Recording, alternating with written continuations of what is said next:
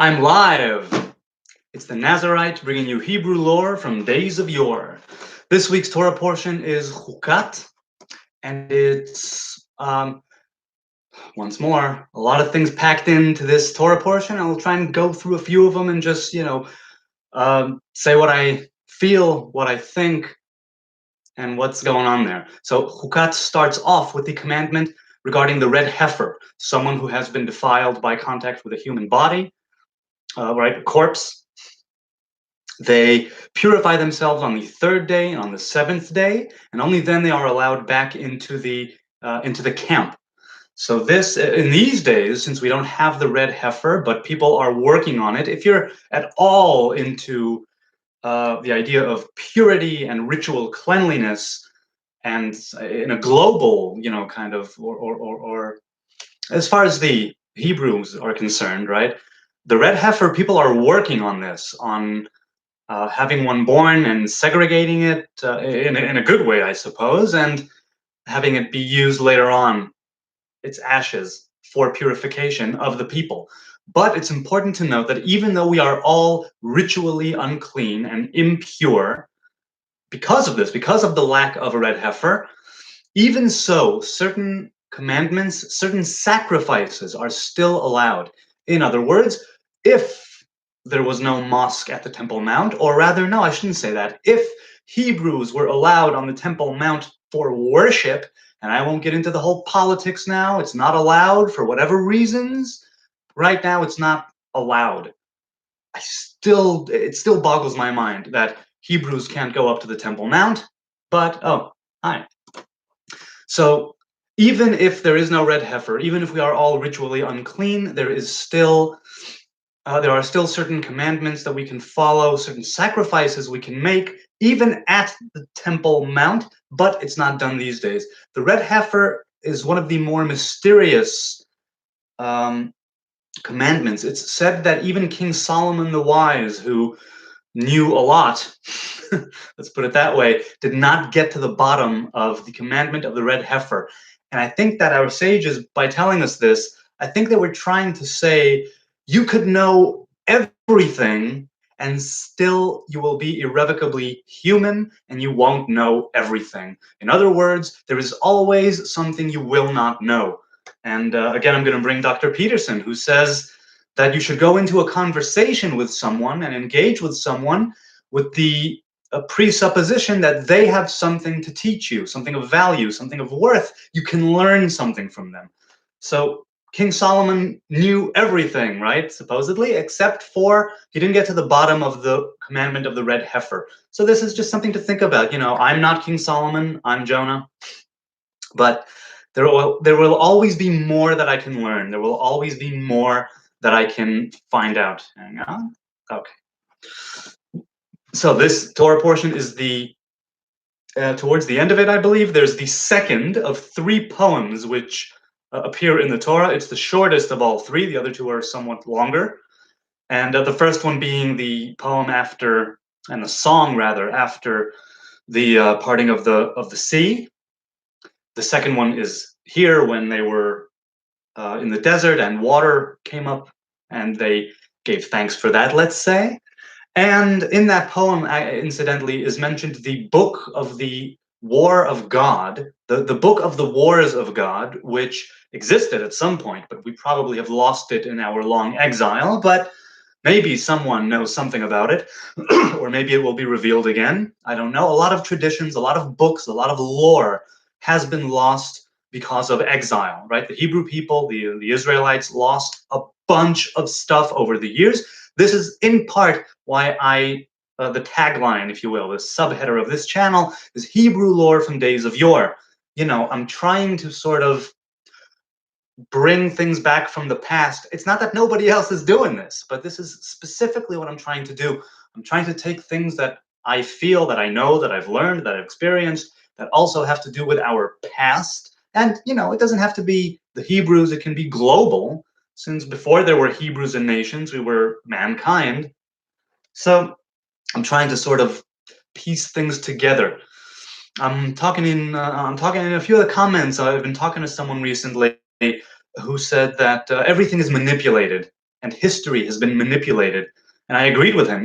History, culture, art, religion, faith, philosophy, all of that has been, I mean, even the land with agriculture and whatnot, all of the elements have been manipulated by mankind. And you can see this in a good way or in a bad way, but there's this, and the third poem, I'll forget that. The third poem that appears later on in Deuteronomy is right before Moses dies. He teaches the Israelites a poem, so they will be able to teach it. And in it is stated the fact that the Torah will not be forgotten by the descendants of Israel.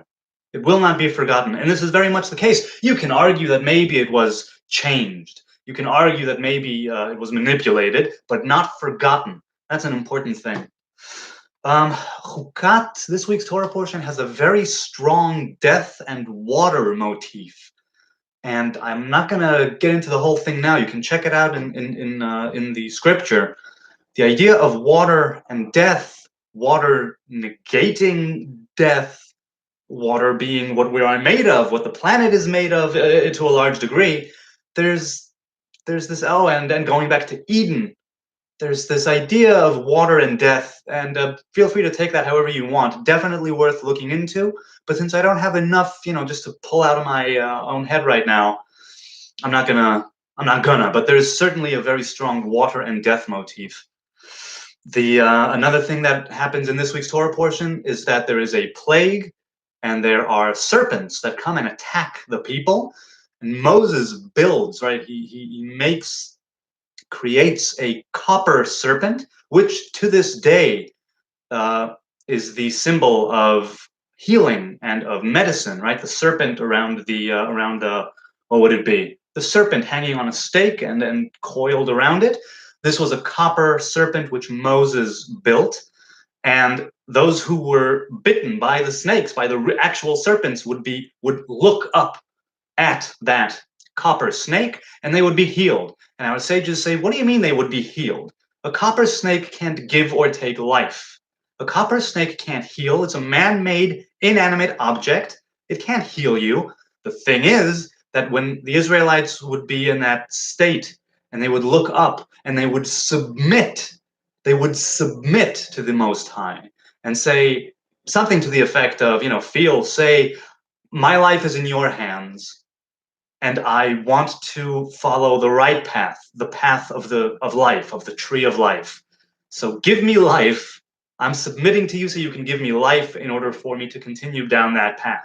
So this copper serpent over time, it turned into a pagan, I don't know if it was a pagan god, but it was certainly an item or artifact of pagan worship, and the Israelites named it Nehushtan, and it was cut down by King Chizkiah of Judah at around 700 BC, I think. Not sure. Sometime during the time of the kingdom of Judah and Israel, when King Chizkiah was ruling, he cut that down. And that's a pretty good thing, I think, because you can use tools, you can use artifacts. The temple is filled with them.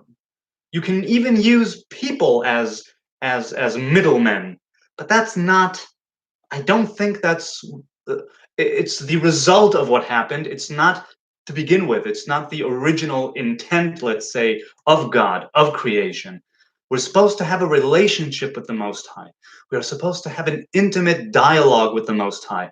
The fact that we need people like priests, or objects like the Ark of the Covenant or this copper serpent, to remind us that life is in our hands. In our hands.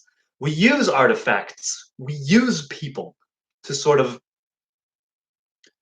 get a better idea of it and grasp it and conceptualize it. But when you come right down to it, mankind and God share a relationship. And again, it doesn't have to be the biblical Hebrew God. It can be that force, that force of life that permeates throughout all creation. It exists on the material, atomic, subatomic level, and it exists on the spiritual and metaphysical level. However you want to, whatever name you want to give it, however you want to approach it, it should, I think, be an approach of, just two, right? let's say. The problem is that people, and when I say people, I mean me, sometimes we need those artifacts. Sometimes we need those people to act as mediators, because much like you can't look at the sun without sustaining damage, and you need sunglasses, you need a piece of undeveloped film, you need something dark to cloud and filter the light that's coming at you, or you won't survive. In that same vein, we have people, we have artifacts, we have copper snakes that cause us to look up and accept our mortality and remember our divinity, and correct our path, as we see it. In this week's Torah portion, Moses' older brother and sister, Miriam and Aaron, the prophets, they die. They die. And it's, well, not tragic, right? Everything that lives dies. It is tragic for Aaron because he was meant to go into the Holy Land and it did not happen. In this week's Torah portion, Moses and Aaron are told that they will not join the new people of Israel, the next generation that are going in. In this week's Torah portion, it just skips from the second year. I believe it's this year, this Torah portion. Maybe it was last week's, where they skip from the second year to the Exodus from Egypt to the 40th year before they enter. All of those who were supposed to die and not enter the Holy Land have died, except for Moses, Joshua, and Caleb. Moses dies at the end of the Torah. Caleb and Joshua go in. Joshua leads them. Caleb takes Hebron, and that goes on. So everything that lives dies. Aaron dies in a very special way. One of the commentators, Rashi, the Rabbi Shlomo Yitzchaki, gives a wonderful, I think it's from the external teachings, from the teachings of the sages, where he says that Aaron died on the summit. Right? It says that he died at the summit of Mount Hor, Hor. And the sages teach us that Moses and Aaron's son Elazar, who succeeded him as high priest, they walked up there, they saw a cave, Moses told them to go in, there was a bed there and a candle, and Moses told Aaron, his brother, to lie down, and he told them to close his eyes and to sort of purse his lips or close his mouth, and he died. This is what's known as a mitat neshika in Hebrew, a kiss of death, or a deathly, or a kissly death. It's what's used nowadays to describe someone who died in their sleep, but it's a death where, I mean, think about it. You know you're going to die. You prepare for it, obviously, in some way, and you go up to this mountain, and there's a cave, and there's a bed, and there's a candle. There's a lot of symbolism there, and there's a lot of comfort there. And Moses comforts Aaron, saying, not in the actual scripture, but in the teachings, saying, look, you get to take the clothes of the high priest and give them and bequeath them to your son, and you get to see him dressed in those clothes that you wore all these years, and for him to continue on the traditions. And I don't. Moses' sons, Gershom and Eliezer, did not follow. I mean, they followed in their father's footsteps, probably. They were Levites, like all the other Levites of the house of Kehat, but they did not succeed Moses in leadership. That was Joshua. It's interesting the way that the brothers are very different. What else? Right. So Israel are about to cross into the Holy Land, so they need to find a path there. They first go to the kingdom of Edom. Edom, Jacob's brother. And Moses asks the Edomites, the king of Edom, for permission to go through the land, just through it. They say, we'll pay for whatever, food, water, whatever we use. We'll just go in a straight path, like make a beeline for the Holy Land, for the Promised Land, for the land of our fathers. And the king of Edom says no. And he goes out to meet them on the battlefield. But Moses does not fight Edom. The Israelites and the Edomites are brothers, so there cannot be battle. What belongs to the Edomites belongs to them. What belongs to the Israelites belongs to them. It's their forefathers, Jacob and Esau, that got their own unique blessings. So God tells Moses, you may not do battle with the Edomites. Our sages teach us that the Edomites nowadays, or rather back then at the time of the Roman Empire, that Edom had become Rome. But this is disputed. It's in dispute for sure. But there is, if you do believe that the Edomites are Rome, and to some degree, modern day Christianity or some form of Christianity, there's so much tension between the Jews, right, the Hebrews and the Christians, the idea of an Old and New Testament, the idea of being chosen, the idea of a new covenant, the idea of what original sin means, all of that. Now, I don't know enough about Christianity, certainly not enough about Catholicism or the Roman Empire, but there's still a lot of tension that is ongoing between the people of Israel and the people of Edom. And a lot of these ancient peoples, we don't know who they are nowadays. And some people even say that the modern day Israelites are not the Israelites of old. All right, they can say whatever they want. I don't believe that for a second. There's a lineage, there's a line, unbroken, you know? I mean, I don't know who has these family trees, but I'm sure they exist. I, for one, believe, unless I'm faced with like really hardcore evidence that the line was broken at some point and that everyone is a faker these days, I'm not going to believe it at all. It's, as far as I'm concerned, just another ruse to try and, well, I don't know why people would want to do that. I still do not understand why people are so preoccupied with the Israelites, but for some reason, a lot of people are. So, this was Chukat. It's a Torah portion that is, you can learn a lot from it. You can learn a lot from every Torah portion, but this one has a lot of death in it, and it has a lot of life in it. Again, that idea of water and death that I think merits a closer look. It's, I mean, for me too. I mean, I really, really, really want to study Torah, and I hope to study Torah my whole life. I'm going to segue now into a very separate thing, just for a quick second. I've been listening to a lot of Terence Mckenna recently. He I think he's dead. I'm pretty sure he's dead. He's not alive now. Terence Mckenna was a psychonaut, not a, he may have not described himself as one, you know, a man of science, a man of psychedelia, and he was not a man of religion, certainly not of organized religion, and in that him and I are kind of the same, also in the way that we revere psychedelics, even though he has tons more experience than I probably ever will have. But let's talk about psychedelia for a second. Psychedelia is about opening up your mind, opening up your own mind, unpacking, he calls it, unpacking that which is inside of you. The Torah, in a lot of ways, helps me do that. Now, I know it's something that's been handed down to me. It's not as organic as, let's say, a mushroom, a psilocybin mushroom.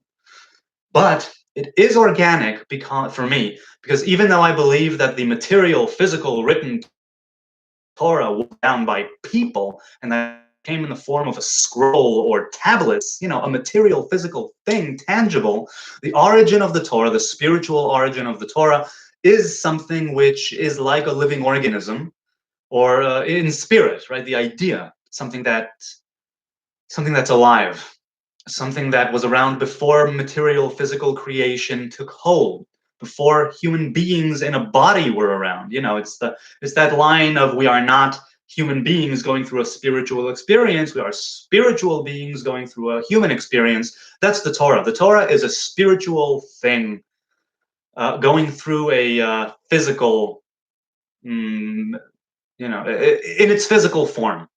Psychedelics help you open up your mind. And you can see my video, I'll link it, on psychedelics. I don't recommend it for everybody. I don't recommend it for anybody unless they're ready. But some people, friends of mine in the past, who've come to me with different issues, and I wouldn't tell them take a mushroom, and I wouldn't tell them smoke cannabis. I would tell them, what are you studying? What kind of Torah are you studying? And even if it's not the Hebrew Torah, what is it that you are taking into your being? It can be diet, or it can be lore and education. What is it that you are putting into yourself? Because that's what will exist there. You can tap into things that are there that you don't know, and that's part of what psychedelics do. I think Torah can have the same effect, because through the study of the mainstream physical written Torah with all of its commandments and the river of blood flowing through the Bible and all that, you can still find a lot of things out about yourself through reading about the experiences of your forefathers and of your sages and of those whom, people of wisdom. And this is true probably to any sacred or religious book of text, where It's there to teach you, not necessarily to command you, but it's there to teach you about life. It's there to teach you about relationships between you and nature and God and where everything fits in. That's what the Torah is. It's physical letters, but it's so much more than that. Because once you get past that physical filter, I suppose, and there's a lot to that. I'm not belittling that at all. It's a way of life, and it's an amazing way of life, but there's so much more to it. And there's so much more to you and your mind, your actions, what you're capable of, your potential. And just because history and life, to some degree, and the planet is being and has been manipulated, it's up to the individual to take in the right things, to observe nature, to observe oneself, the community, to observe religion and faith and spirituality, and to notice what it is that they are drawn to in all of that. Because you are like nobody else and nothing else that has ever existed. Even if we take reincarnation into account, which I do, it's still me in a different body, tapping into different hitherto untapped facets of my being, of my soul, of my spirit. And in that sense, everything is brand new. And that's for the individual. On the larger global material scheme, there's this idea that God makes reality happen every second. God's will plays a part in sustaining the physical world. There's also the school of thought that says that, the solipsistic school of thought, I think, that says that, for instance, well, now I can see what's in back of me because of this camera, but I can't see what's over there to the sides. And there's this idea, outside of my peripheral vision, there's this idea that you are creating, or reality is being generated for you all the time as you look upon it. And when your eyes are turned, it fades away into nothingness, only to come back when you return the gaze. That's something, talk about psychedelic. That's something that's really, really, some people may just see it as hogwash, but if it's being created for you, then you can have a say in how it manifests and how it expresses itself. Something like that. Either way, I'll say Shabbat Shalom, good Sabbath, have a wonderful weekend. We have the power. We are the makers and breakers of worlds. We are. You can say that God created the universe, created consciousness, created reality, but our job as human beings is to take it to the next level. And that's, I think, what we're here to do. Whether you do it through self-examination and examination of nature and all the different ways of going about that, or whether you simply put your faith in God to reveal it to you, I don't know how it goes. To each his own. Let's have a wonderful Sabbath. God bless.